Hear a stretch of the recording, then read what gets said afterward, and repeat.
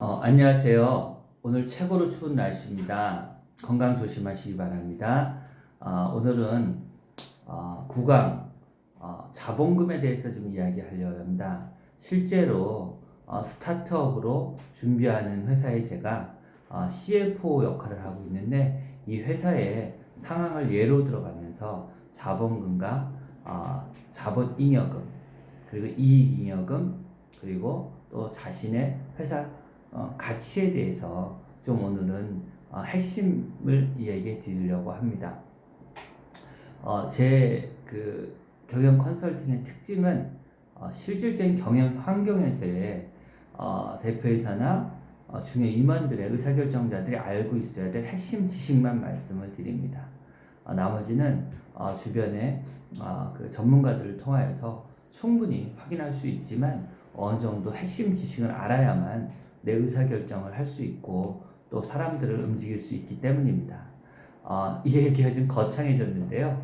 그만큼 이 12월 달에 내가 올해 나의 회사의 자본금을 어떻게 결정 지을 건가냐는 건 내년도에 나의 사업에 내 몸의 덩치를 나타내는 것이기 때문에 중요한 포인트가 됩니다.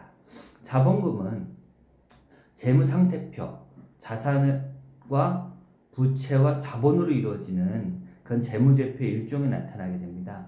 자본금에는 초기에 자신의 회사를 만들 때 낸 자본금이 있게 됩니다. 이것을 기본 자본금 또는 원시 자본금이라는 용어를 쓰기도 합니다.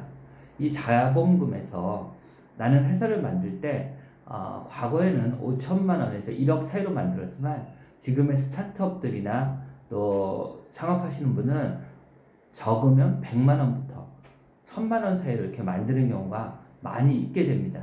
그렇지만 어떤 사업을 하던 100만 원에서 1000만 원을 갖고 시작하기는 상당히 어렵습니다. 그렇지. 이런 가운데 실제로 회사를 운영하면서 대표이사는 법인을 설립한 이후에는 여러 가지 여유가 없기 때문에 회사에 자꾸 돈을 집어넣게 됩니다. 대표가 돈이 있어 넣기도 하고, 또 친구한테 빌려 넣기도 하고, 아내한테 넣기도 받아서 넣기도 하고, 모든 것들이 다 회사가 운영되는 자본금입니다. 제조업의 경우는 한 1억 정도가 들어가야 준비가 되고, 유통업의 경우도 한 3, 4천만 원은 들어가야 준비가 됩니다. 임대료가 있기 때문입니다.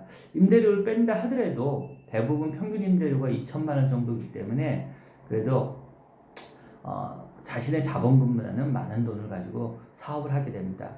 근데 이 사업하는 그 해에 매출이 발생 안 하거나, 또 그러면 그냥 자본금으로 안 하고 그냥 가수금으로 돈을 계속 넣게 됩니다.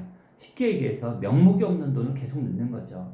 그럼 어떻게 되냐면 이 스타트업의 경우 같은 경우는 우리가 말하는 정부의 그 지원 사업을 받는 아주 우수한 인력들이 만든 인터넷 앱을 기반으로 한 플랫폼 회사입니다. 100만 원 자본금에 무려 1억 가까운 돈을 정부로부터 지원을 받게 된 거죠. 그러면 이 회사는 올해 자본을 증자하지 않는다면 이 회사의 적자가, 만약에 직원들 인건비하고 그러면 보통 한 5천만 원은 들어가잖아요. 그럼 5천만 원이면 이 회사는 마이너스 5천 정도를 기록하게 되는 것입니다. 그럼 이 회사는 100만 원 자본금이 다 잠식된 회사가 되는, 아니면 쓸모없는 회사가 되는 것입니다. 물론 회사의 특성은 있지만 굳이 이렇게까지 할 필요는 없다는 거죠. 왜냐하면 100만 원만 들어간 게 아니라 계속해서 회사는 자본이 들어가는데, 그걸 이 회사에 같은 경우는 국고 보조금으로, 지원금으로 그 형태를 맞췄던 것입니다. 그렇지만 그렇지 않은 회사들은 또 많이 자기 돈을 들여서, 대표가 다른 일을 해서 벌었거나 자신의 자산을 가지고 회사에 돈을 넣게 됩니다. 이런 가수금의 형태를 만들어지게 되는데, 이것은 더 심각한 문제가 되는 것입니다. 그러니까 부채가 만들어지는 건 1년과 2년 사이에 너무 당연한 것이고, 또 적자가 나는 것도 1년 사이에서 창업하고 바로 적자를 모면하는 것은 그렇게 많지가 않기 때문에 적자가 날 수밖에 없습니다. 그럼 이것들을 다 자본금이 있다면 이렇게 해결할 수가 있게 되는 거죠. 100만 원짜리 회사가 1억을 빌리게 되면 무려 10,000%의 그 부채 비율을 갖게 되는 것입니다. 근데 1억짜리 회사가 1억을 빌리면 100%의 부채 비율을 갖게 되는 것입니다.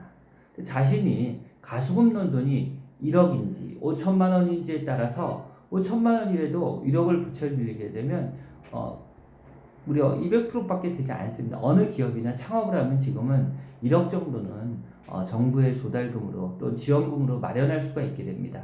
이처럼 이러한 중요한 자본금의 증자를 대부분의 대표님들이 12월 달에 해야 되는데 잊어버리게 됩니다. 자본금을 증자할 때 절차는 최근에는 그냥 법인의 통장에 잔고가 있으면 그것을 해당 은행에 가서 잔고증명서를 띄게 됩니다. 그러면 그날만 그 돈을 못 씁니다. 그렇지만 입금도 다 가능하고 정상적인 그냥 통장일 뿐입니다. 그날만 자금을 안 쓰는데 하루만 자금을 쓰지 않는다면 바로 그 잔고증명서를 가지고 자본증자를 할 수 있게 됩니다. 물론 법무사 비용이라든지 취등록세 하면 거의 돈 100만 원에 이르는 돈이 들어가기는 합니다. 그렇지만 회사가 앞으로 얻어야 될 많은 효과를 생각한다면 자본금을 증자하고 하는 것은 너무도 중요한 포인트가 되게 됩니다. 그럼 이런 자본금을 증자할 때, 자, 그럼 이 상태에서 내가 자본증자를 이제 회사 외에 투자에게 받는 경우 어떻게 자산의 가치를 자신의 회사의 가치를 평가받고 하는지를 먼저 나눠보고자 합니다. 먼저 회사의 가치는 철저하게 영업이익을 기본으로 합니다. 여러분들의 영업이익이 나온다면 대부분 거기에 다른 걸 반영할 필요가 별로 없습니다. 영업이익에다가 그냥 멀티플, 배수를 곱하면 됩니다. 여러 번 업종의 배수. 요새 투자사들 가운데, 창업 투자사들 가운데나 사모펀드 가운데 가장 멀티플을 잘 주면 10배 정도 줍니다. 굉장히 기업의 가치를 높게 평가한 겁니다. 그럼 평균으로 5배라고 하고 회사 좀 못하면 3배도 나오고 뭐 1배도 나오기도 합니다. 그럼 분명한 것은 영업이익이 흑자여야 된다는 겁니다. 물론 바이오 사업이나 초기 투자가 많이 들어가는 사업은 당연히 적자가 날 수밖에 없습니다. 하지만 이러한 사업은 뭐 아니면 도의 성격이 강한 사업이기 때문에 일반적으로 말할 수는 없습니다. 이처럼 이런 회사들의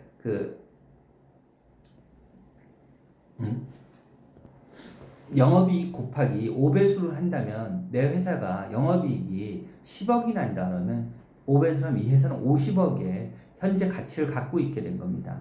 그럼 이 50억에서 보통 20%를 준다고 한다면 나의 회사는 이분에게 1억의 돈을 받게 되는 것입니다. 이것이 바로 투자 금액이 1억이 되는 것입니다. 근데 이 회사가 자본금이 1,000만 원짜리 회사라면 이 회사가 10,000원짜리 회사라면 이 회사의 주식은 1,000주가 되는 거죠. 1,000주의 20%는 200주입니다. 그러면 자본을 증자하면 1,200주가 되는 거고요. 이 200주에 대해서 10,000원이기 때문에 200만 원은 자본금으로 들어가기 때문에 1,000만 원의 자본금이 1,200만 원이 되고 대표이사는 100%에서 80%가 되는 것이고 투자자는 20%가 되는 겁니다. 그럼 아까 투자 금액은 1억이었는데 200만 원밖에 자본에 들어가지 않았지 않습니까? 그럼 9,800만 원에 대해서는 주식 발행 초과금이라는 자본 잉여금의 계정이 되는 것입니다.